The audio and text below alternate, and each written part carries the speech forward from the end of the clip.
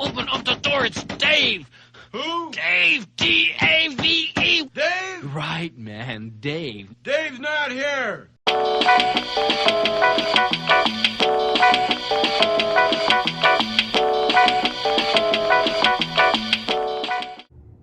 Hey, can we talk for a minute about this $50 billion?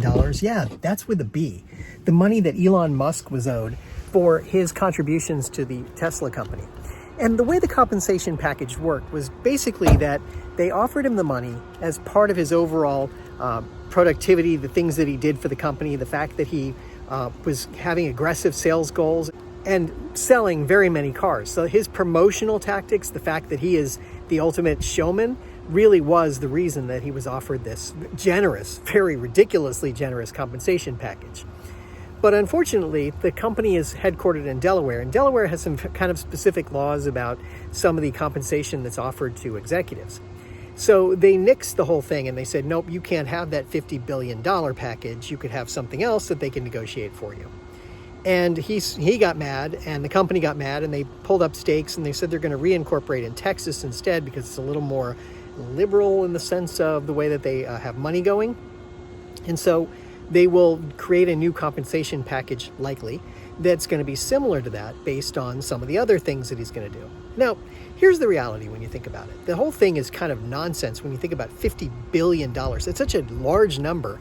It doesn't even make sense.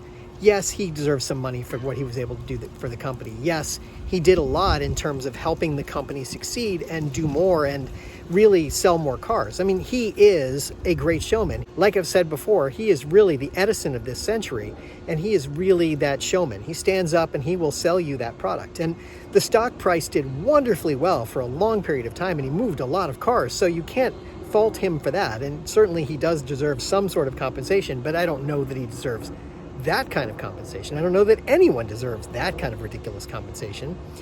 But one of the other interesting things that happened shortly after they said no was that it was a group of investors, a very large group, that mobilized within a small amount of time. I think it was just hours or maybe a day or something. And they got together and they said, no, he deserves that compensation package. And it was a large number of investors with a large number of shares that came back and said he deserves that. And it was very weird that that happened, because that doesn't usually happen, where investors will come back and back the person who's like the CEO in that sense. It was very strange. And they're like, no, he should get that $50 billion because he raised the valuation of the company over time.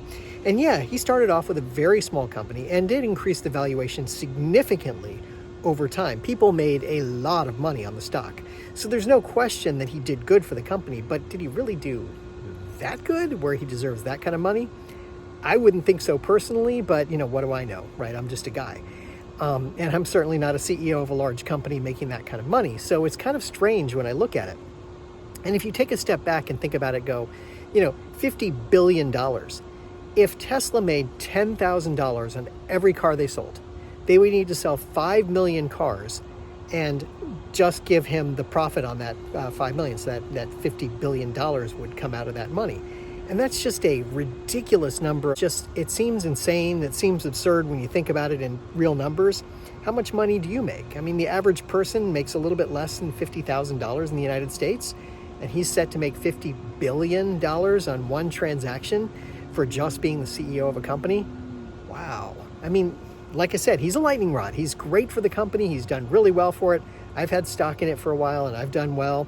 Though more recently, have a few more questions about it. But overall, I feel pretty good about owning stock in the company.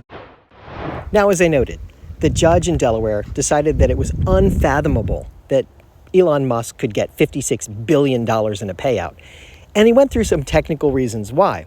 Now, why are companies incorporated in Delaware in the first place? It's a business-friendly, legal sort of environment. And generally speaking, they let a lot of things go, but they can be harsh when they think it's bad for the consumers. Now, as far as Tesla goes, over the course of the last 5 years, you can see that their stock price really has done pretty well. Elon Musk has done good things for the company, so there's a lot to be said for that. But $56 billion, as I said, I have a little question about that. The natural next question is, the board members voted this based on a contract that he had signed. But who are the board members? Well, as you look at the biggest stakeholders in the company, these are the board members. And these are people who definitely benefit from the company doing well as well. And you can see Elon Musk's brother is on the board too. So everyone that's here benefits from it.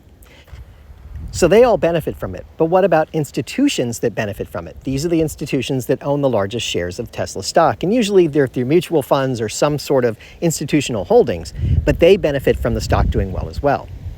Now, as you look at how Tesla has done over the last 7 or 8 years, you realize that they've increased their market share every single year. But to that $50 billion number where I said if they sold 5 million cars, well, they sold in their lifetime just under 5 million. So to pay him out some amount of money for every car that's sold seems a little absurd, especially when you realize that their profit margin is under $10,000 on cars, and it was even less than that earlier on.